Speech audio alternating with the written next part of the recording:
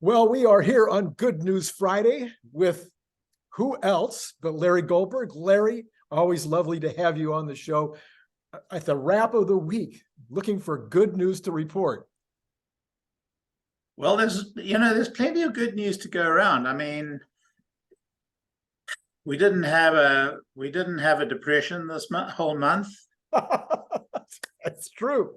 That's absolutely The stock true. didn't fall. The Tesla stock didn't fall to $100 all month. That's true. That's true. So far. And it was actually only down 5% for the week. Did you know that? Yes. Yeah, that's it's a bit sobering. Well, actually, of course, it depends on when you start, your calculation. Yeah. It was at 107, I think, on January 2nd. That's right. So being at 215 or whatever at the end of the day is actually not many stocks can claim that kind of a gain in the calendar year so far to date. So that would be good news, unless you happen to have bought at 300. Then you might be looking at it as bad news. I am sure that I bought some stock at 300. Yes. But I also bought some stock at 100. Of course, yes. On balance, my stock price is in the range of about $12 or That's $11. nice. That's nice. So, I'm not going to be sorry for the $300 stock I bought. No. And if you've bought stock at $300, my personal opinion, this is not investment advice, I think you'll be fine. I would agree with you 100%, Larry. So this just in, Tesla has debuted at number 2 on Fortune's list of fastest growing companies. So they haven't even been on the Fortune list up till now. That's odd. Yeah, I wonder why. That's a very good question. I think I'll need to look into that one. But and who reads Fortune anymore? That's another question.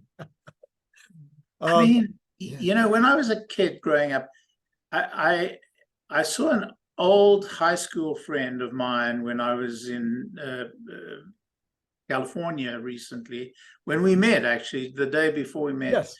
And we hadn't seen each other for 62 to a long time, right? 60 years, 61 years to be exact.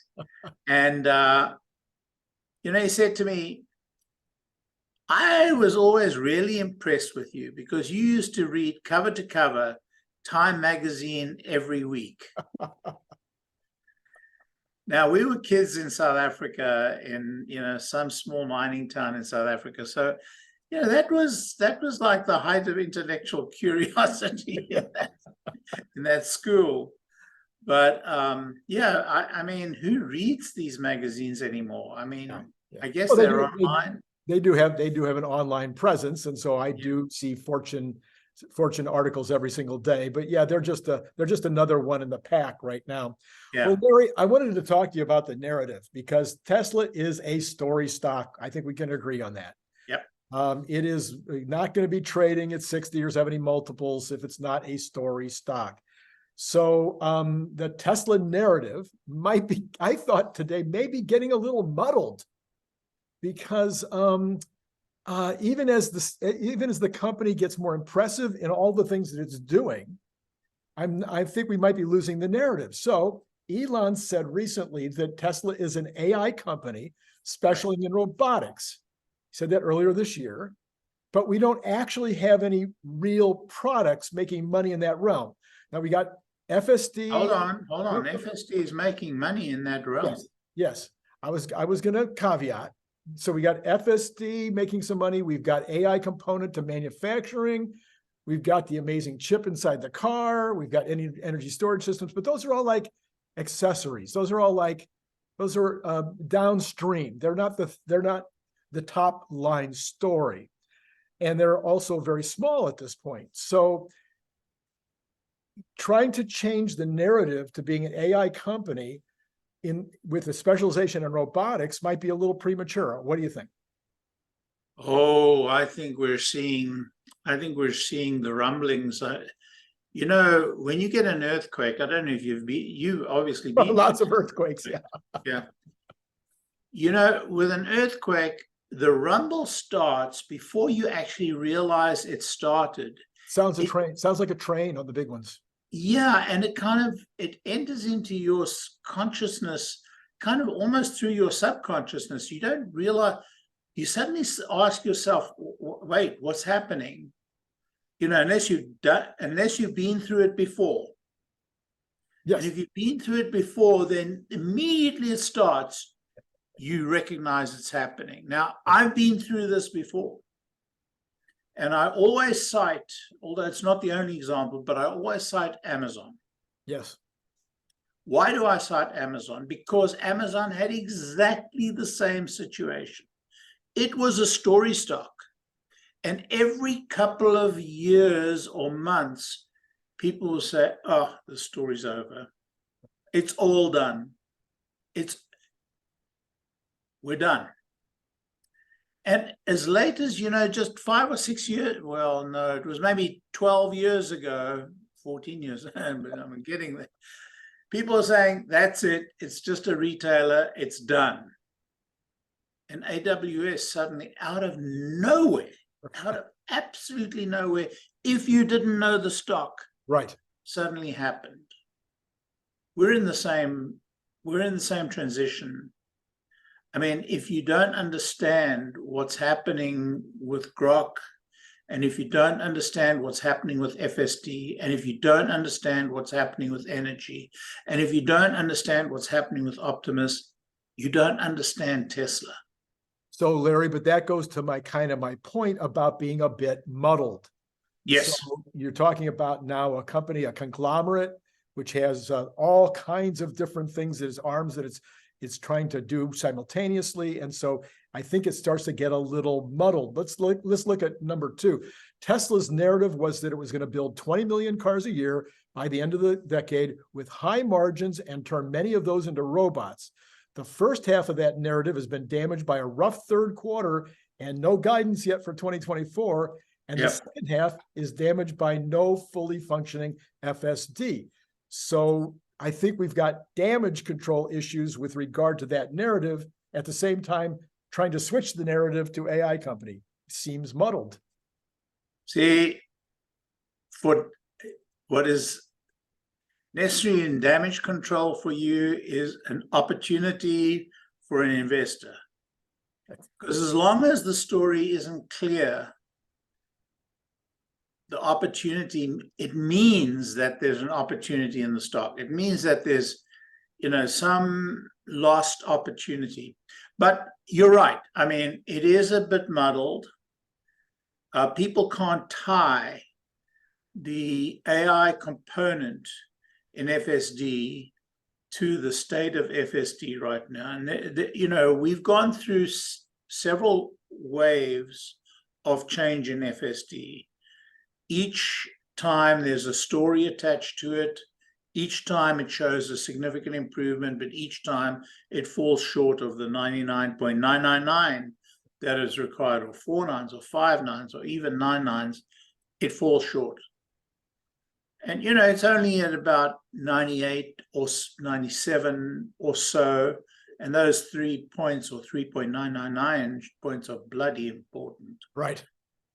But, you know, I drove to Greenville, South Carolina, which I want to talk about, by the way. I drove to Greenville, South Carolina, which is about a 4-hour drive, 5-hour drive.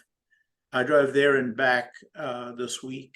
We were there for an art opening that my wife has some paintings at, and which are sold very well, by the way. Right. Excellent. Yeah, it is. I mean, we get to eat this month, you know. So, but in Greenville, to your point that you frequently made to me, I didn't see a single Tesla. Wow, interesting. And we were in a very wealthy part of and it's a beautiful town. It's really a happening town, Greenville, South Carolina. And it's a beautiful town. And we were in a very wealthy part of the city. actually not far from the BMW factory. But, you know, we saw these gigantic SUVs and these gigantic trucks, but not one Tesla. And the first time I saw a Tesla, was when we stopped at the Greenville supercharger. Oh, yeah, okay. Of which there are like 3 or 4 in the city. But they're all on the ring roads, you know, the 85 passes through Greenville. So it's very important to have the supercharger, but not a single Tesla. Interesting. So there's obviously the big opportunity that we've been talking about in terms of growth going forward. So another narrative has been that Tesla is a manufacturing behemoth that builds massive factories at the speed of Tesla, pops them up really fast so that the company can grow at 50% per year well into the future. But that narrative has been harmed by no shovels going into the ground, no clarity on the future of where the Gen 3 is going to be built, no clarity on when semi-trucks are going to start up, much less the hope for multiple factories for Megapack all over the globe. So there you go again. So Cybertruck, you know, is going to launch on the 30th of this month, and we're beginning to see them coming out in volume. Yep. And by the way, there was a picture of Cybertruck in New York at the Barron conference. Ron Barron, yes, famously a very big investor in Tesla.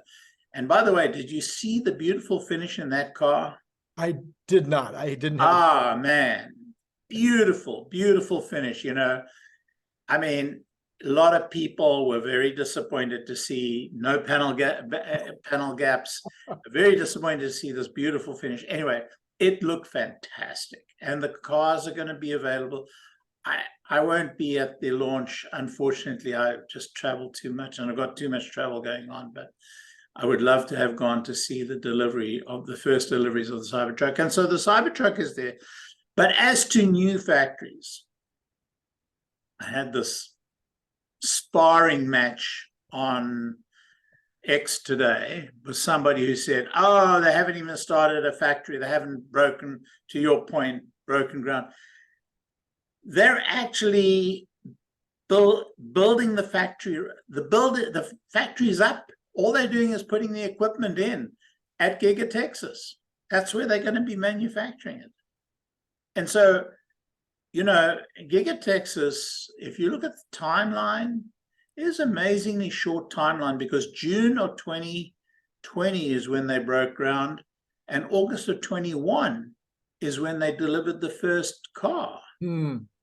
So they don't have to build any factory now. The factory's there. The floor space is there. They've already installed much of the equipment.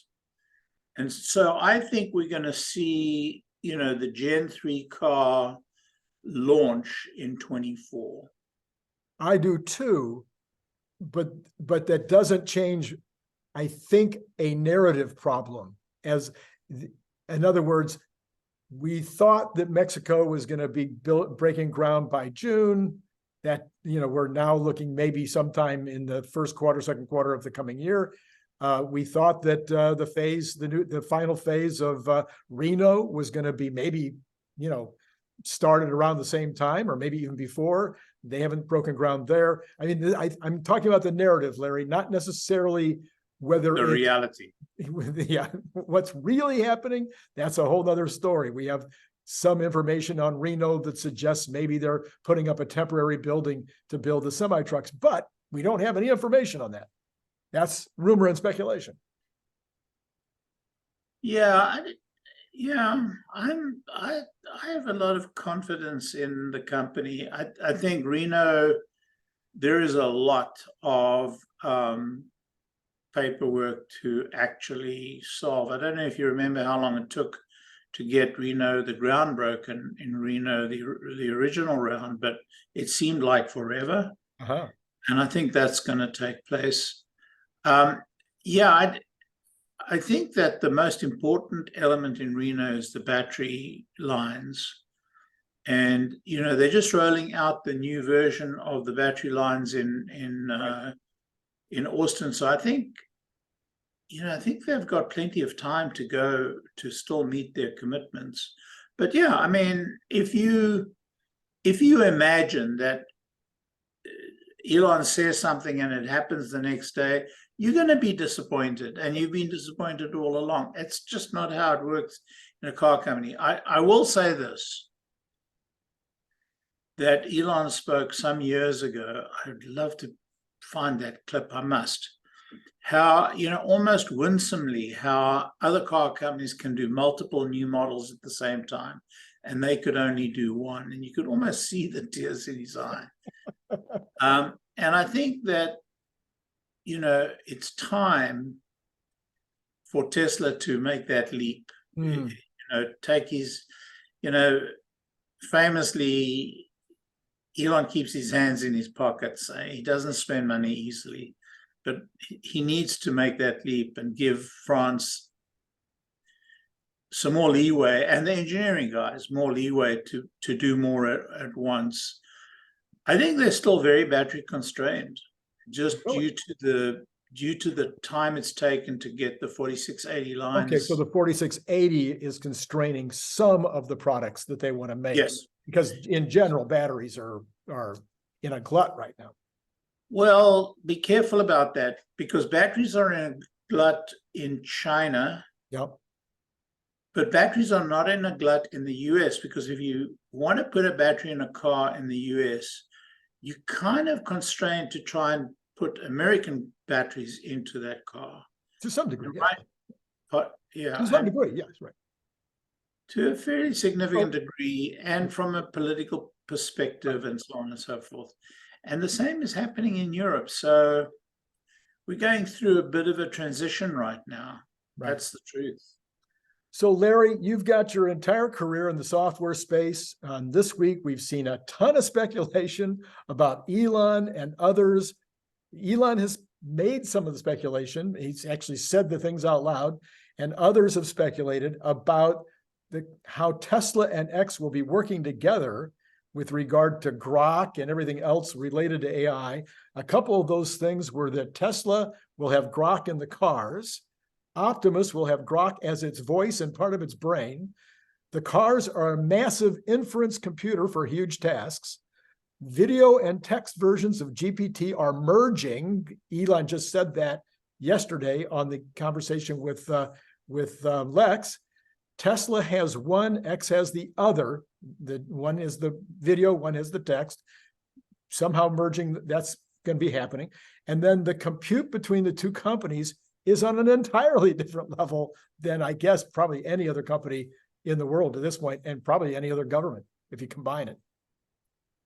Yeah, it's a little, to the outsider, it looks a little messy. X, Tesla, and then XAI, somewhat in the middle. You have to accept that there are members of the AI team in Tesla that are working in concert with the guys at XAI, and there are guys at at X who are working with the guys at XAI. How they've done that internally, look, there's a long history at SpaceX. Yes. Working with Tesla very closely, and they've solved that. And so I have no doubt that, they will have the solution very well manifested. XAI is going to need to use a lot of the vision work that Tesla has evolved. Mm-hmm. Tesla is going to really want to inherit the large language model that XAI is developing. So right now, Tesla's AI team do not have have not had the need for a large language model. But the value of a large language model, in a car is manifest. I mean, to be able to talk freely to your car and give instructions into your car is great. And it could well be that a voice prompt is valuable even in a robotaxi environment, Right, absolutely. When you're rider steps in, you'll want to talk to the rider, you want the rider to talk back, just as you do in an Uber. So I have no doubt that they will find, the modus vivendi, the way to work together, that will work for everybody, just as they have done, in the past, in the sort of Elon Musk company tradition. So I'm pretty comfortable about that. So Larry, I had a huge surprise today because this morning I said I thought the market would be wandering around all day today, wouldn't be able to find its way, that, it's a no news day. So, and all of a sudden it took off. There seemed to be nothing could get in its way. Even a kind of a difficult consumer confidence index came out that the market just said, oh, well, and kept going. The bond rallies kind of fizzled out and the interest rates kind of started going back up a little bit. Didn't seem to matter. The market just kept going. And Tesla went along with it for a 5% gain today. I'm 5%, a $5 gain today. So we've got the CPI coming up next week, and people are saying they think that the core CPI will be flat. With thoughts about the market today, the market next week, what do you think? When you have the Federal Reserve clamping down because interest rates were rising, the whole focus of the market is, when can we get that interest rate to start, the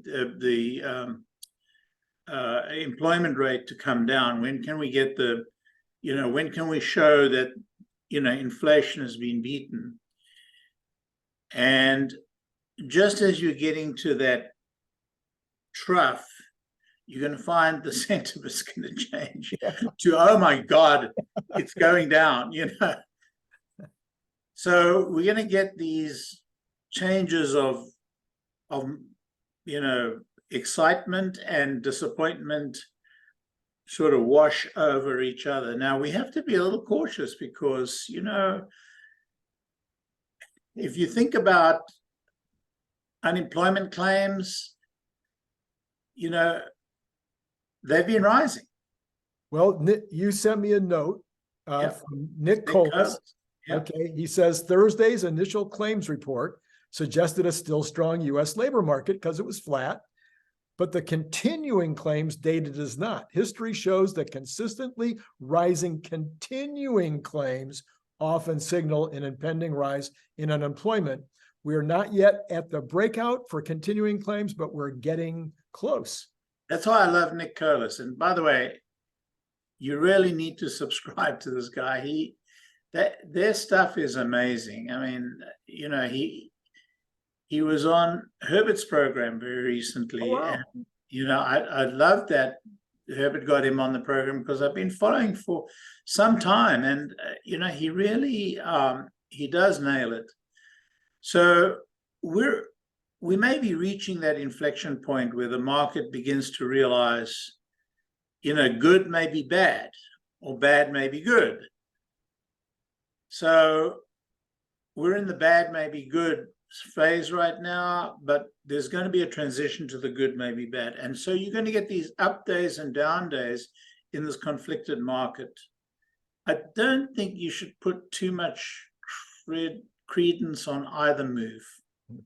So, a 5-point move up or a 5-point move down, even 5%, which sounds like a heck of a lot, is maybe nothing. But the thing to watch right now, I mean, you've never heard me say this before, is Bitcoin. Interesting. Okay. Yeah, Bitcoin is showing a propensity to be the new gold. I mean, and Kathy has actually, right, proposed this in the past. And, I've not got involved in crypto. I'm an old guy, although I'm really fascinated by the technology of it. I'm intrigued by the technology of it. I love the technology of it. I don't believe that that blockchain in itself is, I don't see the universal use of blockchain for supply chain or for other technology purposes. But I think Bitcoin is a brilliant concept, a brilliant idea, but the only time it becomes a brilliant idea is when it becomes almost the sole Okay. Coinage. Right. Kind of like gold. Silver was a very poor second to gold. Very poor. And in a way, Ethereum is like the silver to the Bitcoin gold. Mm-hmm. So, when you get a store of value, you can't really replicate the essence of that store of value. So when it was cockle shells, it was cockle shells. When it was gold, it was gold. And then when it became fiat currency, it became, it was fiat currency. Well, we may be headed to a point where Bitcoin is a serious supply of, reserve. Mm-hmm. Mm-hmm. And it's going to be up and down, but I would be very surprised if Bitcoin isn't a fairly solid investment at this point. One thing's for sure, Tesla's made quite a bit of money on it at current values. Yes. And maybe will make more. Maybe they will. And as you say, the ETF coming on stream apparently fairly soon. We'll find out exactly what that kind of change in the perception might do for Bitcoin. I know nothing. I know so little that I shouldn't even open my mouth at all. I only know that up till now, I feel like there's no there. Ultimately, there's no there. So I haven't been able to really get on board with an idea that the entire there of this product is that it's absolutely limited in supply and that it is somehow kept under a key that you cannot break. I've been in the security business. I started my life in my professional life in the security business, and there was always a key. You may not have one this year, but somebody's going to find one next year. So I don't know. This might be the first time that we have no key that will break the lock. And it may be the first time in history that we have something that has absolutely no basis other than its limited supply to speak for it as a value. But that's my limited knowledge, Larry. I mean, that's it. That's all I got to say. Well, you make a really good point, because when quantum computing comes along, we may be at a point where keys can be broken. Although in the nature of the Bitcoin's architecture, it's not really an issue of breaking the key, it's an issue of creating the key. Anyway, long story short, I'm beginning to pay attention. Got it. And as a guy older than you, yeah, I am saying maybe it's time for us old farts to pay attention. Pay attention. There you go. Well, Larry, it was actually a very good Tesla week, even if it was down 5%. The news was fine all week. There was really no bad news except for the HSBC report, which was... Pay attention to the China numbers. Yes. They are looking really, really good. Yeah. Yes. Pay attention, because, this quarter may be a big surprise to people who are not who have suddenly become unused to Tesla surprises. Yes. I think if we do close to 500,000 or more than 500,000 shipped, that will be a pretty good stimulus that will be coming just weeks after the Cybertruck handover. So that could be kind of a double-barreled month there. Yeah, 500's a high bar, and we've got a little bit of reason to be cautious of high bars now. Yes, we do. Right. Yes. Okay, Larry. Well, again, thank you so much for joining us. Now you're actually bookending the week. You realize that Monday and Friday, You're now the book has the good news at the beginning of the week, and then you get to help me with the good news at the end of the week. So thanks for being on, and thanks to all of you out there for joining Patreon. Follow Larry at Tesla Larry on X. As you can tell, he creates a lot of confusion on X. So if you want to be part of that, be part of listening to Larry a little bit during the week, that would be a good place to do it. And to all of you out there, it has been great talking to you.